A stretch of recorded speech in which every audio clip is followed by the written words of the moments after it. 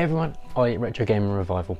I'm here today with a really short video just because I've had a few people message me since, well, the last couple of videos I've released and have asked me about a few games that are usually just about here.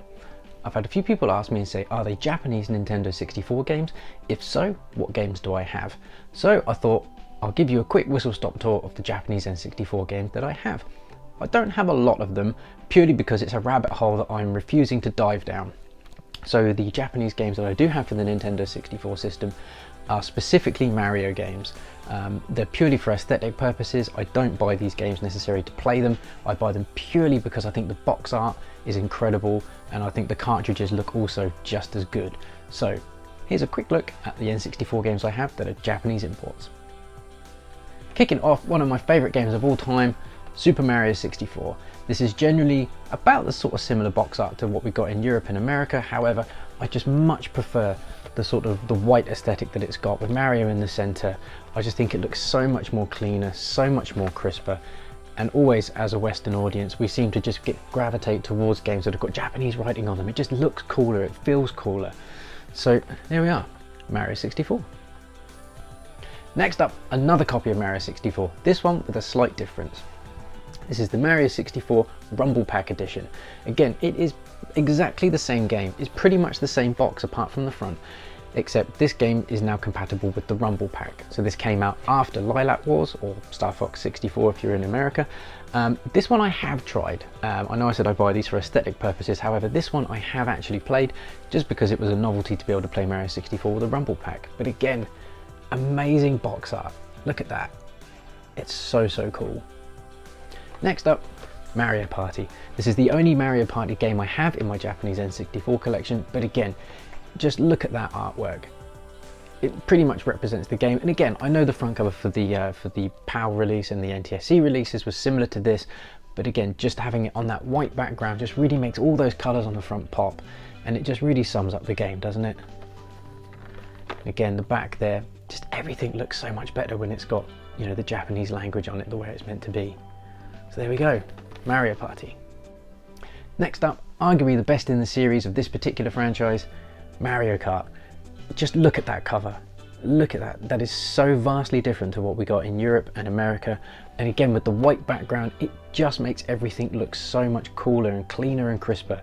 I absolutely adore this front cover. It's arguably one of my favorite ones. And again, the back, completely different, completely different. And as you'll notice with some of these boxes, if you're not familiar with the Japanese N64 boxes, is they are slightly squarer, they're less of the lengthwise rectangular. And again, I just love this design for these boxes, I absolutely love them. Next up, the sports games, Mario Golf.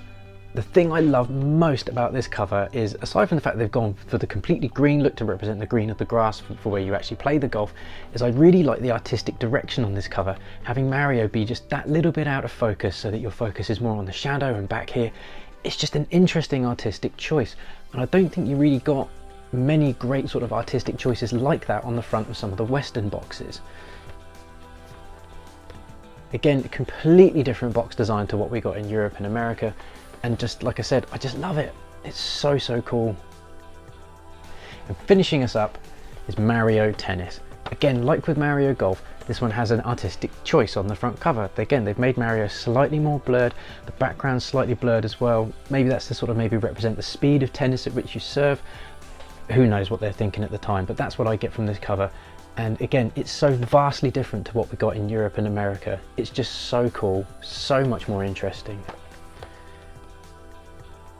And there we go, Mario Tennis. Again, another cover that I think is just absolutely fantastic.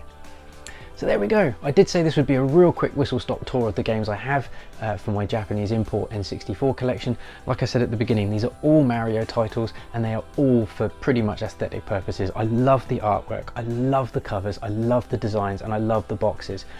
If I was to go down that rabbit hole of getting loads of Japanese import N64 games, I mean, the collection could just get out of control. So I am really limiting myself, trying to limit myself, of only owning the Mario games that are on Japanese import.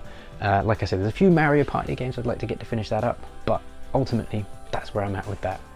Thank you so much for watching as always. If you're new to the channel, consider hitting that little thumbs up button so we know you've been here. If you're not already subscribed, please do so. We have so much content coming out towards the end of the year, and we kick next year off with a really big interview. More details on that will follow very shortly. I've been Ollie, and I will see you in the next video.